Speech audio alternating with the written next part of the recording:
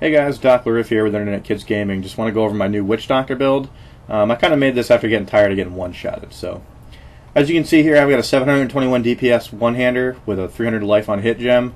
It's also got 14 mana regen per second. I have a higher DPS weapon. I'll get to that after. Boots, I have just something with int, vite, resist all, and life regen on it. Any other stats you can get on top of that are great, but those are the main key stats you want to get. Physical resistance is fine. For a shield, this is important. I've got 28% block. You want a high block rate and a high block value. My block value is pretty good. My block rate's really high. You notice I've also got about 100 int and a few other things on there. Extra armor, which is nice. This is kind of a relic left over from my darts build. I'm going to be replacing it with a Justice Lantern. You want to get a Justice Lantern for this build. Pants, once again, int, vite, physical resist, resist all elements, and life regen. Perfect set of pants. If they were level 60, it'd be a lot better with higher armor. But get what you can for the slot. Same thing with the rings. Int, vite, resist all, life on hit, and life regen. Perfect stat roll for a ring. Just want to get a little bit higher stats. For gloves, you want to get int, vite, resist all, nice high armor. You can see I've got plus 198 armor, some life regen, and then as an additional stat on this one, it just happened to have dex, which works out fine for dodge, but you don't necessarily have to look for dex. Belt, this is kind of a placeholder right now. Needs to be upgraded. It doesn't have any vite, but it does have 4% life and resist all plus physical resist, and it ignores durability loss, which might be nice come the patch when they start to repair things. But yeah, the strength on this is unnecessary. Bracers, int, vite, and resist all.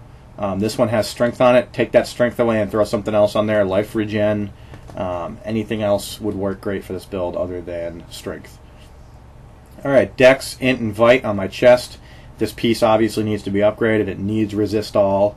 It needs something else other than what it's got. Rare shoulders, int, vite, same story. It's got strength and cold resist, which is totally random, as well as the fact that it's level 59. But it's got high int and vite, so it's working for me right now. Trance Defiance, my neck, 117 int, 603 life on hit, 202 life per second, and 351 armor. I think this is statted pretty well for this build, but you can look for other stats if you want. 78 int, 86 vite, 318 armor, 57 life per second, 8% chance to block, and 14% life socket on the Helm of Command. Helm of Command is a must for this build. And I'll show you why right here. It's because of the block chance, 36%. Having that high block chance rate is important. Once I get the Justice Lantern, it'll be up in the 40s. As you can see, my resistances are all right around 500, a little bit less, a little bit more in some cases. I've got right around 50k health. I've got right around 706 life per second for regen and 944 life on hit, which is what you're going to want to see for this build. You want high life on hit, high regen, and good resistances and armor. For a follower, you want to use the Enchantress. One of the other things I want to show you is this dagger I have. I switched this out with my normal main hand.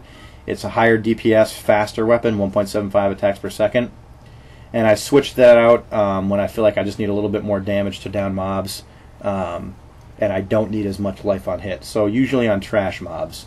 When I run into elite packs, I like to have the life on hit dagger. Alright, for skills on this build, first one you're going to want to use is Plague of Toads with Reign of Toads. Reign of Toads scales really well with life on hit, so it's a must-have.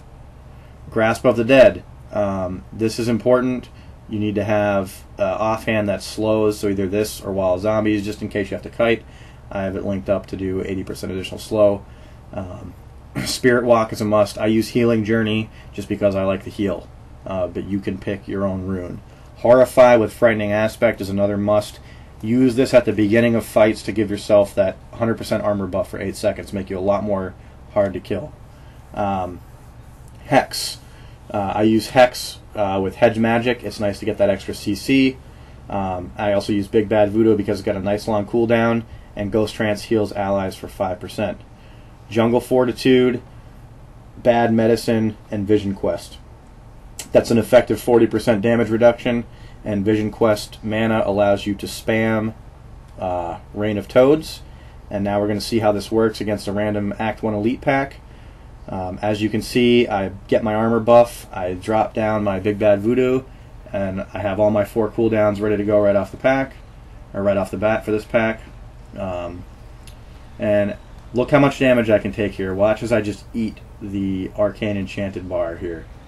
I stand in it for a few seconds just to give you an idea of how effective Life on Hit is for this build and the resistances. There it goes.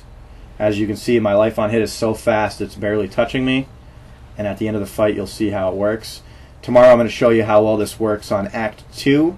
I've got a run up to Belial as well as a solo Belial boss kill I want to edit up for you guys, so you can see that this isn't just an Act 1 build. It'll work in Act 2, Act 3, Act 4 as well.